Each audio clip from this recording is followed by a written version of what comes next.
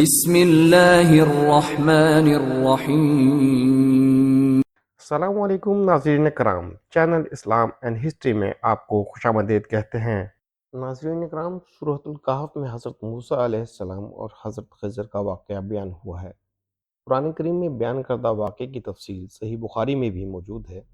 حضرت عبداللہ بن مسعود فرماتے ہیں کہ نبی کریم صلی اللہ علیہ وآلہ وسلم نے فرمایا کہ ایک دن حضرت موسیٰ علیہ السلام نے فصاحت اور بلاغت سے بھرپور خطبہ دیا۔ آپ سے ایک شخص نے پوچھا، زمین پر سب سے زیادہ علم رکھنے والا شخص کون ہے؟ حضرت موسیٰ علیہ السلام نے جواب دیا، میں۔ حضرت موسیٰ علیہ السلام کی بات بالکل درست تھی۔ آپ اللہ کے رسول تھے، کلیم اللہ تھے۔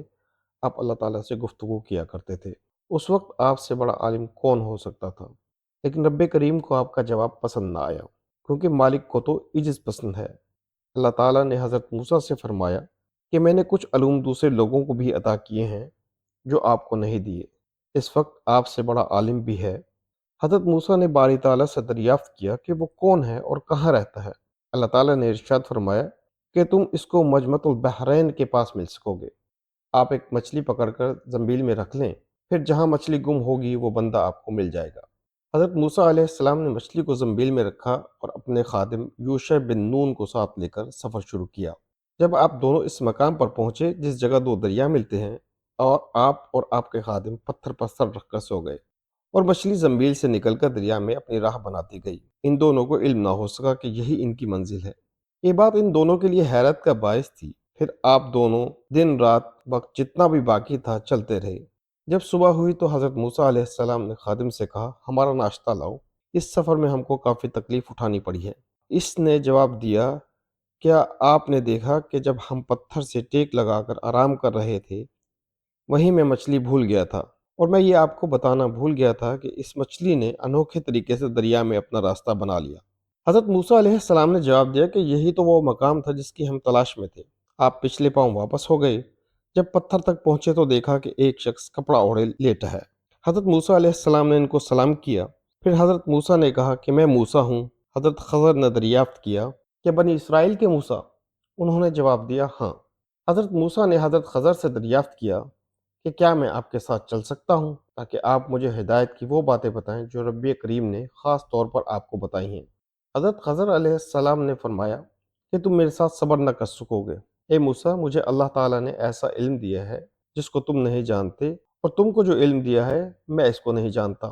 یہ بات سننے کے بعد حضرت موسیٰ علیہ السلام نے جواب دیا کہ اگر خدا نے چاہا تو آپ مجھے صابر پائیں گے، اور میری کسی بات سے آپ کی نافرمانی نہیں ہوگی۔ پھر آپ دونوں دریا کے کنارے کنارے پیدل چلے۔ ان کے پاس کوئی کشتی نہ تھی۔ ایک کشتی ان کے سامنے سے گزری۔ انہوں نے حضرت خضر علیہ السلام کو پہچان لیا اور بغیر کرایہ لیے آپ کو سوار کر لیا۔ اتنے میں ایک چڑیا آئی اور کشتی کے کنارے بیٹھ گئی۔ اس نے پانی میں ایک دو چونچیں ماری۔ اس کو دیکھ کر حضرت خضر علیہ السلام بولے کہ اے موسیٰ، میرے اور تمہارے علم نے اللہ تعالیٰ کے علم میں سے اتنا ہی کم کیا ہوگا جتنا اس چڑیا نے پانی سے۔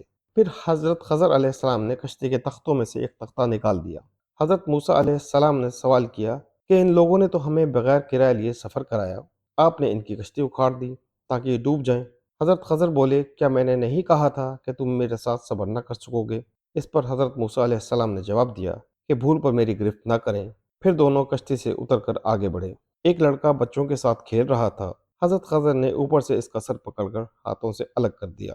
موسیٰ علیہ السلام بول پڑے کہ آپ نے ایک بے گناہ بچے کو بغیر کسی جانی حق کے مار ڈالا۔ حضرت خضر بولے، میں نے تم سے کہا تھا کہ تم میرے ساتھ صبر نہ کر سکو گے۔ حضرت موسیٰ نے کہا، اگر میں آپ سے سوال کروں تو بے شک مجھے آپ اپنے ساتھ نہ رکھیے گا۔ پھر وہ دونوں چلتے رہے اور ایک گاؤں میں پہنچے اور ان سے کھانا طلب کیا، مگر انہوں نے کھانا دینے سے انکار کر دیا۔ انہوں نے دیکھا کہ گاؤں میں ایک دیوار گرنے کے قریب ہے۔ حضرت خضر نے ہاتھ کے اشارے سے اسے سیدھا کر دیا۔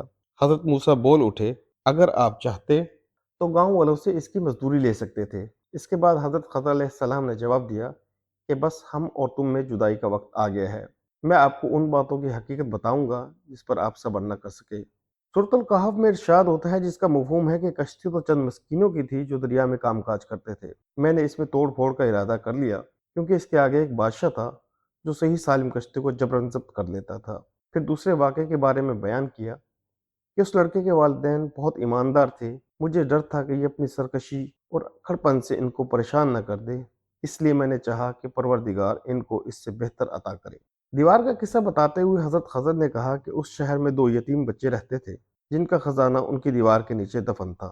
ان کا باپ بہت نیک آدمی تھا، تو آپ کے رب کی چاہت تھی کہ یہ نوجوان اپنی نوجوانی میں آ کر یہ خزانہ نکال لیں۔ اس کے بعد حضرت خضر علیہ السلام نے فرمایا کہ میں نے اپنی مرضی سے کوئی کام نہیں کیا۔ یہ تھی ان واقعات کی حقیقت جس پر آپ صبر نہ کر سکے۔ دوستو، اگر ویڈیو اچھی لگی ہو تو لائک کریں، کمنٹ کریں اور اس کو زیادہ سے زیادہ شیئر کریں۔ اللہ آپ کا حامی و ناصر ہو۔